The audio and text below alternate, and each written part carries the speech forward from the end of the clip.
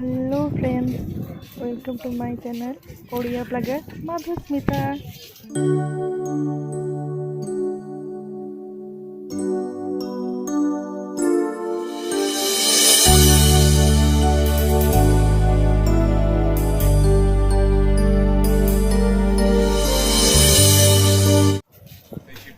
आम आज बाहरी बेट द्वारका बुली जावाई।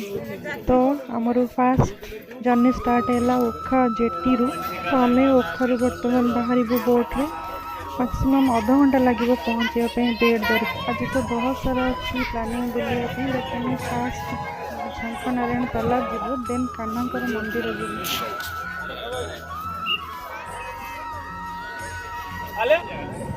बापा माँ आसते मो पाखक बुलायापी। मु गुजरात रहे, सी बैंक ऑफ बड़ौदा जॉब करती। बर्तमान से बेट द्वारका पोस्टेड अच्छा।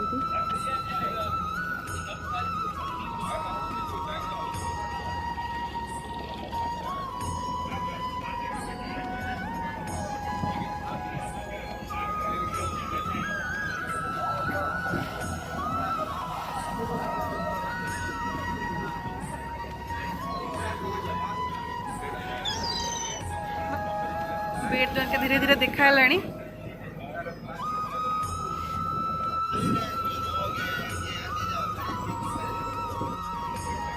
आपण मैंने देखिपे ओखारू बेट द्वारका ब्रिज तैयारी होची।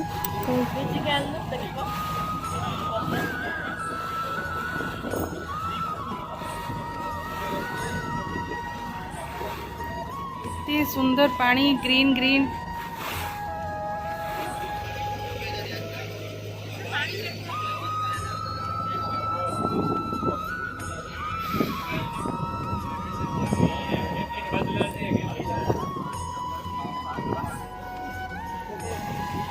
कान्हांकर पिलादिनर सांग सुदामा ये भेटा आसी। ये जगार नाम बेट द्वारका बोली कहुए।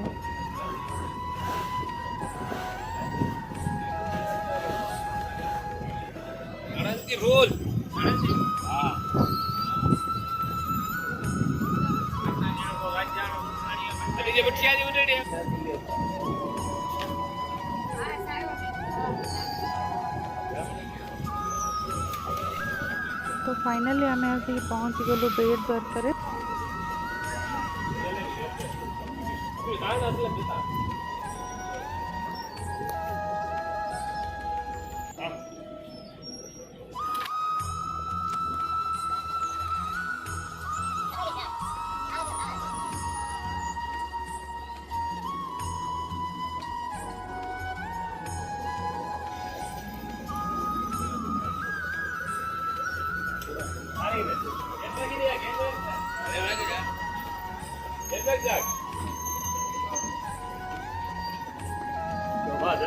कि मुझे आपण मान व्यूटा देखी दूची।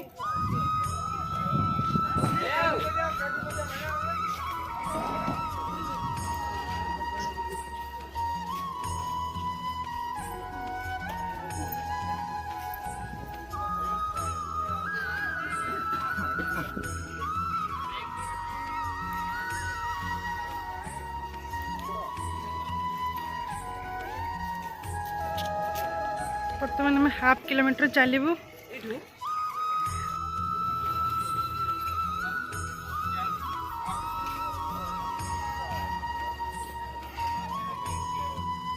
बेट द्वारकार मार्केट पूरा यू स्टार्ट है।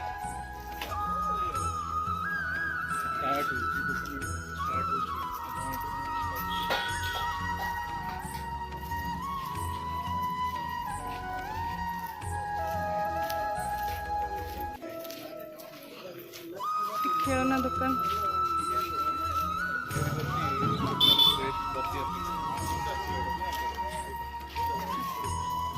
बड़े शंखर सब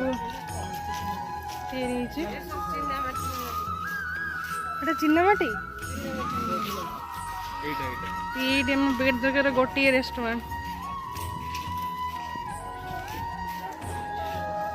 शंखर सब आइटम अच्छी।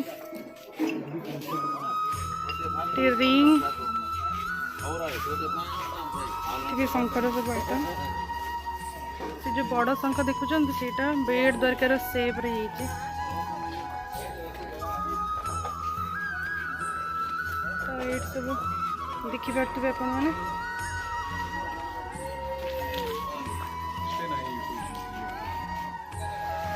मुझे गोटे खेलना किनदब टेडी किनदब आसला आसिकी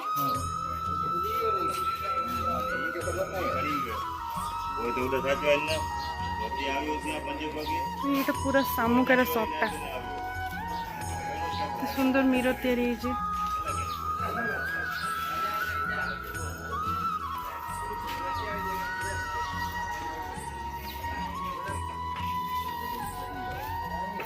माँ बो पापा खड़ूस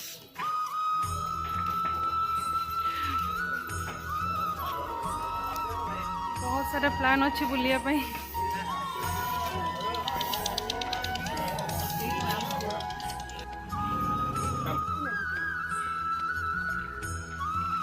शंख तालाब रे आसिक पहुँची गलु। बो पापा माँ माछ मान को खाया को दौरान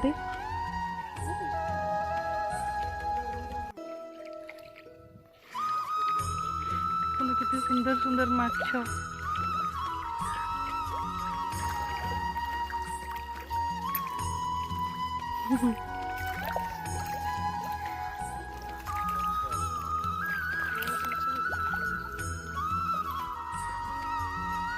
भितर शंख नारायण का मंदिर अच्छे मैं पर जीव बुलिया को।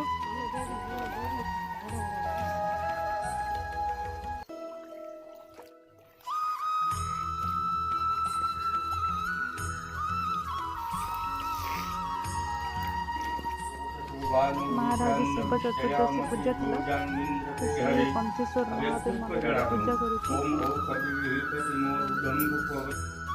ये श्री शंख नारायण भगवान जी का मंदिर है और बगल में आदि नारायण का मंदिर है।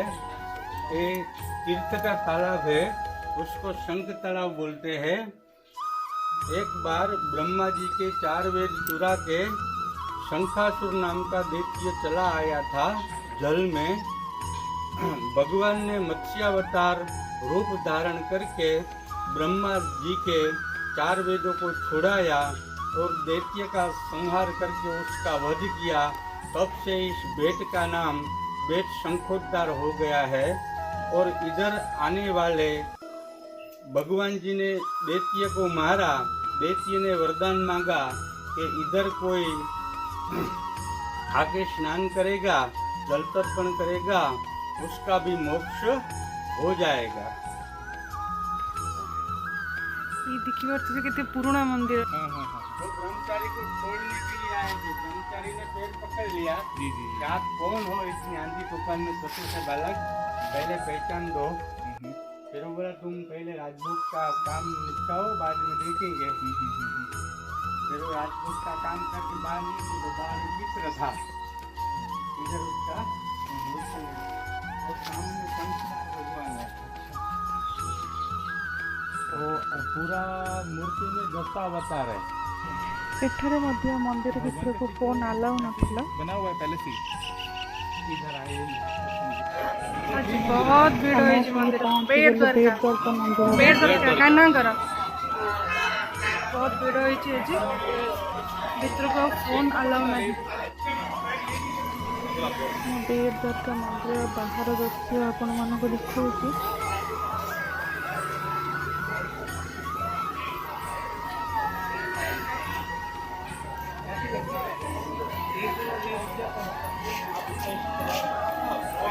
सामने कान्हांकर मेन मंदिर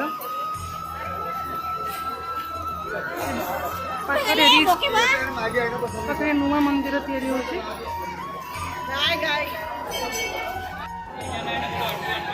तो आम बर्तमान मंदिर बुलिकी आसलु। मंदिर भितर फोन अलाउ नथिला। आम एपटे एग्जिट करछु। तो यपटे आम पूजारी नाना बेट द्वारका मंदिर विशेषता विषय बुझाई कहते। देवकी परमानंदम कृष्णम वंदे जगद्गुरुम। आप सभी को जय श्री कृष्ण, जय द्वारिकाधीश, राधे राधे, जय जगन्नाथ। भेट द्वारिका तीर्थ कृष्ण जी का घर है। हमारे जो गुजरात के लोग हैं इनको बेट कहते हैं। बेट मीन्स आइलैंड। ये द्वीप है, चारों ओर में इनके रत्नाकर सागर है और नाव से आना नाव से जाना, इसलिए टापू को गुजराती लोग बेट कहते हैं। लेकिन हिंदी भाषी लोग जो हैं ये द्वारकापुरी को भेट द्वारका कहते हैं। क्यों भेट द्वारका? कि कृष्ण जी के बचपन के फ्रेंड सुदामा जी का घर है पोरबंदर। जब उनके घर में एक भी अन्न का दाना नहीं बचा तो उनकी पत्नी ने जीत की कि सोने की नगरी के राजा द्वारकाधीश आपके मित्र हैं, आप उनके पास में जाइए, वो जरूर आपकी मदद करेंगे। तो सुदामा जी भी कोई साधारण ब्राह्मण नहीं थे, अयाचक व्रत का पालन करने वाले, जो मांगना मरना बराबर समझते थे, ऐसे ब्राह्मण थे। तो उन्होंने उनकी पत्नी को कहा कि देवी ये तुम क्या कह रही हो, मैं मेरे मित्र के घर मांगने जाऊं? तभी सुशीला जी ने भी सुंदर जवाब दिया कि नाथ, मैं आपको मांगने कहाँ भेज रही हूँ, मैं तो आपको केवल द्वारकाधीश के दर्शन करने भेज रही हूँ। बाकी वो अंतर्यामी है, सारी बात अपने आप समझ जाएंगे। आज आप भी आए सुदामा बन के कृष्ण जी के द्वार पे। सुदामा जी का जब पहली मुट्ठी पाया ना ठाकुर जी ने चावल, तो सुदामा जी की झोपड़ी थी, वहां सोने का मेल हो गया। दूसरी मुट्ठी पाया तो दास दासी नौकर चाकर धन धान्य सुख समृद्धि मानो वही घर में उन्हीं के साथ रहने लगे हो। और जब तीसरी मुट्ठी पाते न कृष्ण जी तो रुक्मणी माता हाथ पकड़ के रोक लेते हैं, आप तीनों लोगों का वैभव अपने मित्र को दे देंगे तो फिर अपने कहाँ जाएंगे। तो रुक्मणी माता ने रोक लिया, अगर कृष्ण जी पा लेते तो क्या होता। उसी समय भक्त और भगवान वो दोनों एक हो जाते, यानी कि सुदामा जी कृष्ण जी में उसी समय समा जाते। लेकिन तीसरी मुट्ठी सभी पटरानियों ने प्रसाद के रूप में पाया। तो ये जो द्वारिका है आप देख रहे हैं, देखिए ध्वजा वहां, ये कृष्ण जी का निवास स्थान घर है।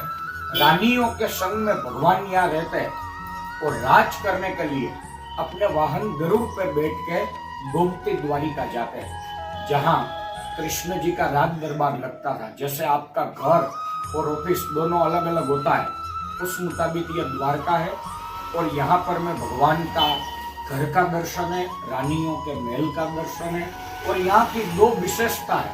पहली कि यहाँ कोई शिखर वाला मंदिर नहीं है, इसलिए जो ध्वजा लगता है वो खंभे पे ध्वजा लगता है, सब जगह महल के दर्शन है। और दूसरी विशेषता है कि यह द्वारिका कृष्ण जी का घर है। तो ऑफिस है ना गोमती द्वारका, तो वहाँ शिखर वाला मंदिर भी है और वहाँ भगवान का ही हुक्म चलता है। लेकिन यह द्वारका घर है ना, तो यहाँ भगवान का कुछ नहीं हुक्म चलता है, यहाँ उनकी रानियों का हुक्म चलता है। मतलब में रानियां जैसे यहाँ रहती है ऐसे कृष्ण जी रहते हैं। और मुख्य मंदिर की जो चाबी है द्वारकाधीश जी के मंदिर की, वो राधा जी के पास में रहती है।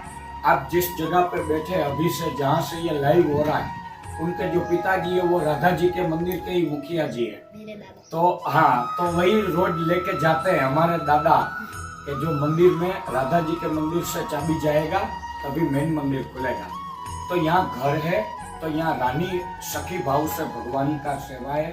और ऐसे ही घर पे ठाकुर जी ने आपको बुलाया है, तो द्वारकाधीश जी को हम प्रार्थना करते हैं कि भगवान के घर पे सारे भक्तजन आइए, माथा टेकिए और पूर्ण श्रद्धा विश्वास के साथ प्रभु स्मरण कीजिए। भगवान द्वारकाधीश आपके सब मनोकामना परिपूर्ण करें। अस्तु। जय श्री कृष्ण, जय द्वारकाधीश, जय जगन्नाथ। जय जगन्नाथ। द्वापर युग में इसी स्थान पे जो हम बता रहे हैं भेट द्वारका, इसी स्थान पे कृष्ण जी अपनी रानियों के साथ में रहते थे। और द्वारका बहुत बड़ी थी, सुवर्ण नगरी थी। लेकिन जब कलयुग आया ना, तो भगवान की इच्छा से द्वारिका समुद्र में लई हो गई, डूब गई। क्यों लई हो गई? क्योंकि प्रभु सारी बात जानते थे, अंतर्यामी थे कि कली काल में सोने का महिमा बढ़ेगा, आपस में लोग झगड़ा करने लगेंगे, इसी कारण। और दूसरी एक ये भी बात हो सकती है कि समग्र सृष्टि के राजा स्वयं भगवान है। तो जब ठाकुर जी लीला करने के लिए पृथ्वी लोक पे पधारे, श्री कृष्ण अवतार लेके और द्वारिकाधीश बने, द्वारिका के राजा, तो समुद्र महाराज को आज्ञा दिया था ना कि मुझे यहाँ दिव्य द्वारिका नगरी बनानी है, तो आप हमें जगह का प्रबंध कीजिए, हमें जगह दीजिए। तो जब वापस प्रभु ने अपनी लीला समेट ली तो वही जगह समुद्र महाराज को वापस दे दिया। नहीं तो ये जो द्वारका थी उसमें 3 भाग में पानी और 1 भाग में आने जाने का रास्ता था जब कृष्ण जी थे तब। लेकिन जब प्रभु गए न और द्वारिका डूबी तो चारों ओर में समुद्र हो गया और फिर बीच में जो छोटा सा जगह बचा उस पे ये भगवान का मंदिर नवनिर्माण डेवलपिंग किया। पहले भी 1-2 बार शायद गिर गया था, बाद में अभी हाल में 26 जनवरी 2001 गुजरात में कच्छ भुज आया में भूकंप आया था अर्थ पे, उसमें ये डैमेज हो गया था तो फिर वापस नया निर्माण हुआ है। लेकिन जो प्रतिमा है कृष्ण जी की वो प्राचीन है, उनको कुछ नहीं हुआ। और दूसरा ये भूमि है वो प्राचीन है, उनको कुछ नहीं हुआ। 2 वस्तु भगवान के समय की है, बाकी सब बना हुआ है। जो ये भेट द्वारका जी का जो मंदिर का जो प्रतिमा है वो महाप्रभु श्री वल्लभाचार्य जी ने स्थापना किया। क्यों किया कि कृष्ण जी स्वयं वल्लभाचार्य जी के स्वप्न में आए, वो यात्रा करने निकले और जब द्वारिका समीप आए तो उनको स्वप्न दिया कि द्वारका से 5 किलोमीटर दूर लाडवा नामक गांव है, तो वहां पे जो मेन मंदिर की मूर्ति है वो डटी हुई थी। बाद में प्रभु जी ने उनको निकाला और यहाँ स्थापना किया।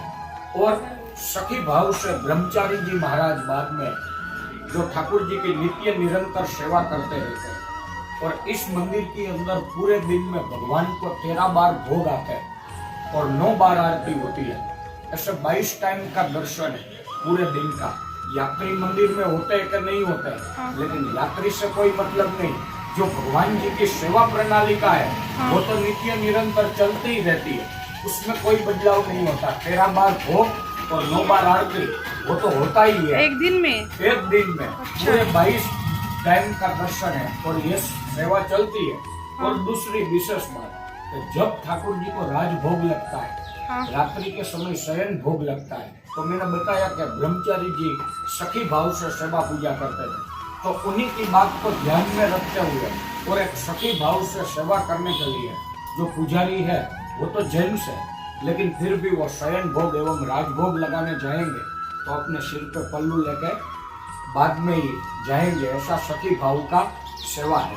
और जब रात्रि के समय कृष्ण जी का शयन होता है उस समय की मैं बात कर, कृष्ण भगवान द्वारिकाधीश प्रभु माँ रुक्मणी जी का पत्र नहीं सुनते, उन्होंने लिखा हुआ पत्र नहीं सुनते, कहाँ तक उनको नींद नहीं आती। तो जब भगवान का शयन होता है ना उसी समय 2 आरती होती है, एक द्वारकाधीश जी की और दूसरी माँ लक्ष्मी जी की। तो प्रथम द्वारिकाधीश जी की आरती होती है, बाद में लक्ष्मी जी के वही आरती लक्ष्मी जी के द्वारे जाएगी। यानी कि माता जी को शयन के लिए बुला रहे हैं ऐसा भाव, और लक्ष्मी जी स्वयं चल के प्रभु के कमरे में आएंगे। उनके बाद में लक्ष्मी एवं नारायण यानी कि कृष्ण भगवान रुक्मणी जी का द्वारिकाधीश एवं रुक्मणी जी का आरती होगा, जिनको शयन आरती कहते हैं। और शयन आरती के समय में ही ये रुक्मणी पत्र का पाठ होता है। एक श्लोक आपको सुना देते। श्री रुक्मिणी वाच श्रुत्वा गुणान् भुवन सुंदर शृण्वतान्ते निर्विश्य कर्ण विवरेर हरतुंगतापं रूपं दृशां दृशिमताम् अभिलाषलाभ त्वय्यच्युता विशति चित्तमपत्रपं मे। ऐसे 7 श्लोक है, उसमें रुक्मणी जी ने कृष्ण जी को प्रेम पत्र लिखा। अच्छा। हाँ, और उनका श्रीमद् भागवत जी में बहुत ही सुंदर तरीके से वर्णन भी बताया है। तो उसी श्लोक अंतर्गत ये रुक्मणी पत्र का पाठ होता है। बाद में जो पुजारी है आगे चौपाट बिछाई जाती है, वो चौपाट खेलाते हैं और फिर शायद ऐसा पूछते भी होंगे ठाकुर जी को। मेरा मानना है पुजारी जी चौपाट 2-3 बार खेला दी, फिर कहेंगे अभी तो ठाकुर जी आपको नींद आ रही होगी, इसलिए हम जाते हैं। और बाद में तुरंत ही ठाकुर जी का शयन होता है 8 बजे, ऐसा भाव से। तो ये यहाँ का पूरा स्टोरी है और यहाँ का महत्व है। तो द्वारिका आइए तो ये सब सेवा देखिए और जितना हो सके इतना प्रभु का नाम लीजिए। जय श्री कृष्ण। बाकी रहिला ये चारोटी स्थान बुलिबा गुरुद्वारा, हनुमान दांडी, मस्जिद, स्वर्ण द्वारिका एतिकी सरीनी आमर बेट द्वारिकार तीर्थ स्थान सब बुलिबा। बाकी वीडियो बहुत लेंथी हो भेट next video. Till then tata bye bye take care.